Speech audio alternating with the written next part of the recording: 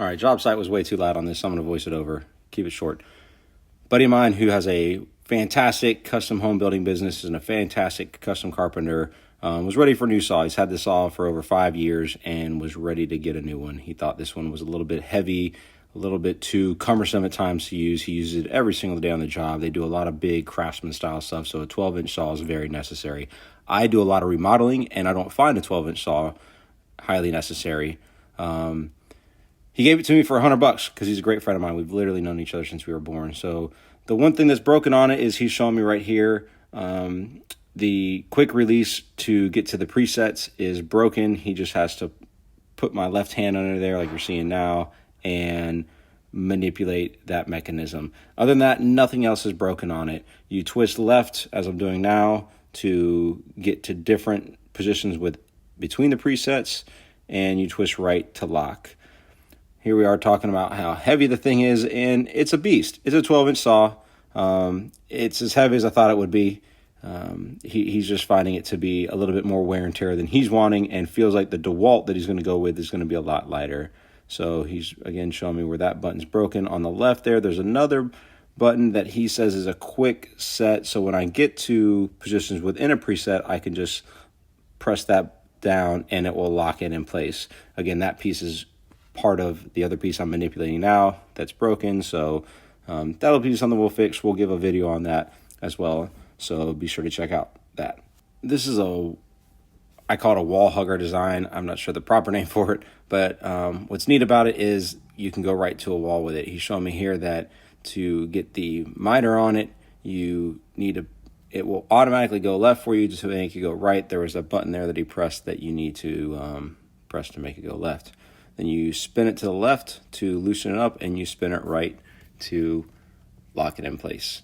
There's a preset that we're showing right here for when you're setting the depth of your cut. If you're ever datoing something out, you can use that feature. And then here we're talking about going past 45, and he's using his middle finger there to pull on a lever that'll let you go down to 48. Some people like to cut 45 and a half or even 46 just by nature on their miter. So that's what he's showing me here, is that little lever is what you manipulate to go past 45. He prefers 45 and a half.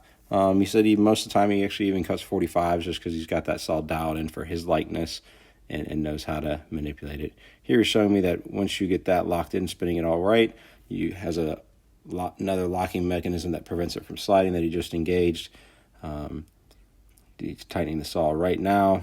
Then he's pushing it down. On the right-hand side, there's a little lever that you push in, and it'll lock in place. We're discussing how he likes to put the saw away. Most guys do this. Most guys like to turn the saw to the right, and then to unclamp from the table, it's pretty sweet. It has this half round, half flat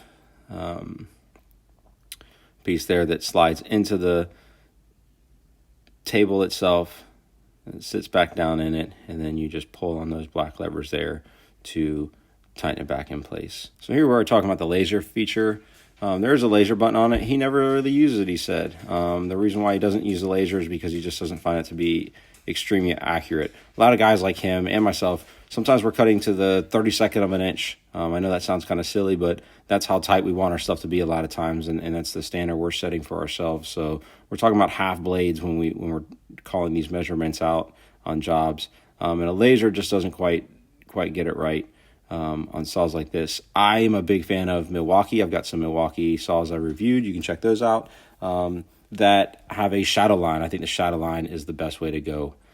Here I am messing with some tape they put over the dust port. They were trying to manipulate something for the dust port, and we're trying to make something work, and it didn't. So I'm just taking that off. That way I don't make my first cut with a bunch of tape on my dust port. We're talking about the table, and I'm really impressed with this table. This table, again, this tool's over 5 years old, and this table's over 5 years old, and it's in fantastic shape. The supports are not loose. They're nice and tight on our Milwaukee.